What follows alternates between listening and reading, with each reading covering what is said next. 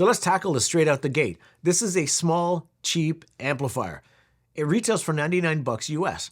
It fits in the palm of your hand. It's smaller, in fact, than the power brick that comes shipped with it that's used to power the unit. It's Class D. It claims 300 watts of power. It's got Bluetooth. It's got tone controls. And it's kind of awesome. This is the fosiaudio BT20A Pro. And it's kind of the perfect starter amplifier. It's perfect for students, people with a small home office setup. It's great on a desktop. I mean, review done?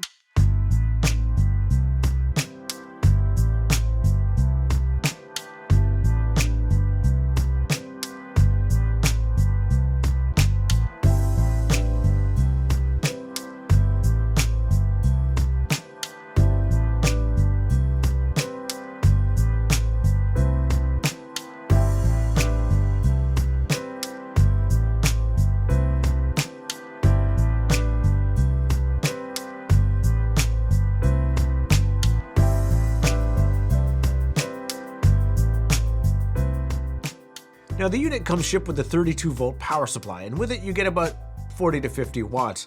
And if you want a higher power figure from this amplifier, you have to invest in a separate 48 volt power brick. And you can buy that on their site for a separate like 99 bucks or so, which brings the total cost of the unit to like 200 bucks. And I'm not going to fault fosiaudio for potentially misleading the consumer with their power figures. I mean, if you've ever bought an AV receiver in the past, you're used to inflated power figures where they claim 300 watts on a receiver where it's really like 30 watts with all channels driven. You know, like, I have a background in advertising, I get it, marketing, you have to, show your product in its best light, but it's a cheap amp, so, just do your due diligence and figure out what you're going to use this for. And if you're worried at all about 40 to 50 watts of power not being enough, just keep in mind my aging NAD 326 BEE, which I've had for like, over a decade or so, only has 50 watts of power.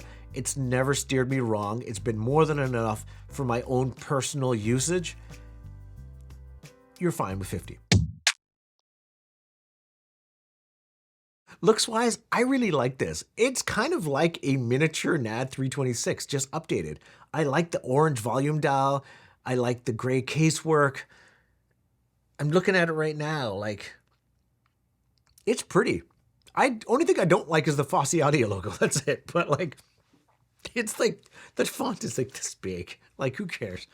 I fell in love with the thought of these miniature hi-fi amps when I stayed at an Airbnb cottage back in the day, when they had one of these small little amplifiers and powering a pair of bookshelf speakers. And I was like, oh, that's a really nice option. But then if you do read online reviews of these, a lot of audiophiles would like turn their noses up at products like this because, they don't measure well, or Class D sucks, or whatever that is. And yes, fosiaudio sent me this product. Yes, in their email said, yeah, you get to keep it if you do a review. And I'm like, okay, I'll shill for you guys. Like, I'll try it out. But like, honestly, like, it's kind of great. If you consider like your outlay of just 99 bucks, and I don't care to buy the 48 volt adapter, like, that's not kind of what this product means to me. Like, it's just an easy product, and I can foresee myself just using this on my desk for the foreseeable future, and then potentially just handing this off to one of my kids as their first amplifier, because 99 bucks, it's a great starter amplifier. Just get them a cheap pair of speakers, or just gift them maybe an old pair of my speakers, and there you go. There's your perfect first amplifier. I called an audible and just chose to use this amplifier on my desktop. A, because I always wanted a tiny desktop amplifier to use with passive bookshelf speakers, but also this doesn't come with a remote. And when I did test this out in my bedroom when I first got this set up, like, once I got the volume north of like 11 or 12, I felt like it just started getting a little bit edgy and a little bit grating and not as pleasing to listen to. It also gets really loud past 12 o'clock. Like, for my purposes, connected to like a pair of B&W speakers, like past 12 o'clock is really loud. And I imagine younger folks and college students would love to just rock out with this amplifier because you can, but like for my purposes, like I'm good at a 12 o'clock maximum. Actually, usually I have it at about 9 o'clock on my desktop, and that's perfect for me. Getting this connected to my desktop, I paired it with the DAC Magic 200M, which I use daily on my desktop and, you know, outguns this in price, but like works really well with this amplifier. To engage Bluetooth, you select Bluetooth on your phone and it just overrides the RCA input and plays your music. And if you want to disengage Bluetooth, you either just disconnect on your phone or you hold down the volume button for 5 seconds. Easy peasy. Yes, for those of you wondering, yes, you can connect a turntable. You just need an external preamp, whether it's external or built into the turntable itself. I got to pair this with a bunch of different speakers. I recently got the Q Acoustics 5010 in for review. That is almost a perfect size match for this amplifier, though price-wise, like this would be like a bit of a luxury speaker to pair with this amplifier, but you can, and I did, use this speaker properly with this. Would a better amplifier suit this speaker better? Yes, but if you don't have any on hand and you want to go all out and buy the best bookshelf speaker you can and then skimp on the amplifier, you could totally do that in this instance. I also paired it with the Q Acoustics 3020i. Price-wise, maybe a better match to this amplifier. Also the B&W 606 S3, which I recently purchased, which is just behind me there, and my trusty B&W 685 S1s. I actually chose to go with the 685s for the long term, primarily because they are front ported, and using them on my desk as monitors, also when I'm making music and then EQing these videos, I find that they work the best. But if you don't have access to front ported speakers, the second best option for me, from what I've heard, would be the Q Acoustics 3020Is.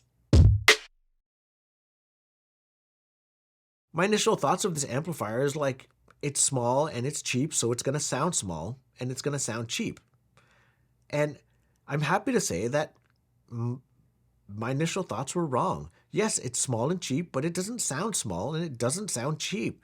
And the fact that I can augment the tone controls to my liking means it better fits in with my setup because I can just augment it to sound how I like it.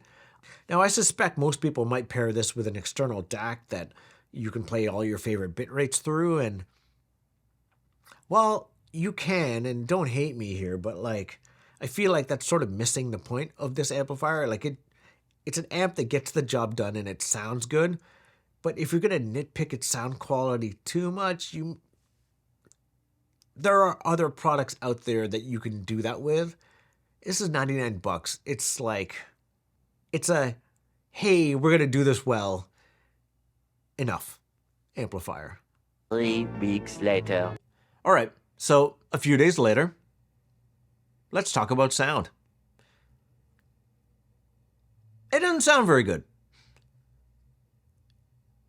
It doesn't sound bad, but like, if you are looking for an audiophile solution for your desk, this is not the one. Like, if I compare it and unfairly against like the CX-A60 from Cambridge Audio or my aging NAD 326 BEE, those amplifiers, 50 and 60 watts respectively, those just sound bigger, fuller, more warm. There's a richer tonality in the mid-range. And comparatively, this one sounds a little bit hollow and it sounds a bit thin. And I can't quite put my finger on the description, so forgive me here, but like, it's almost like you ever have one ear kind of go like pop or something like that. Like it just, the sound doesn't sound right if you're listening critically. And unfortunately, that's something that I get to do, or fortunately I get to do as a hobby, side hustle. But like, this amplifier just seems amiss when connected to my B&W 685s. Like, those are front ported, they work perfectly on my desk. This amplifier had enough power to power those speakers. But if you're looking for an audiophile solution for your desk, this isn't the one.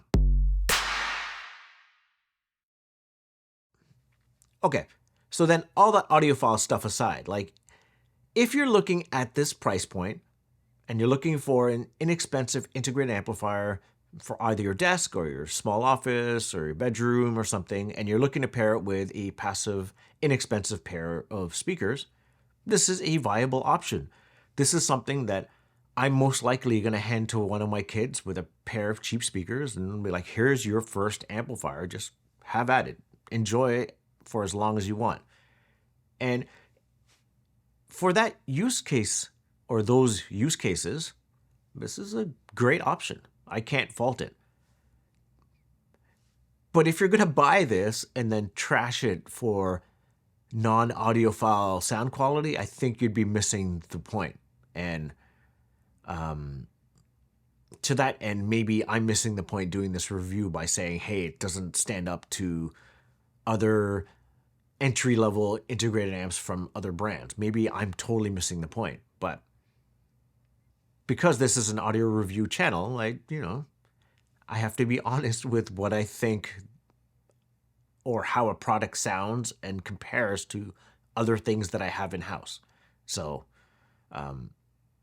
I was always curious about how products like this sounded, and this being my first tiny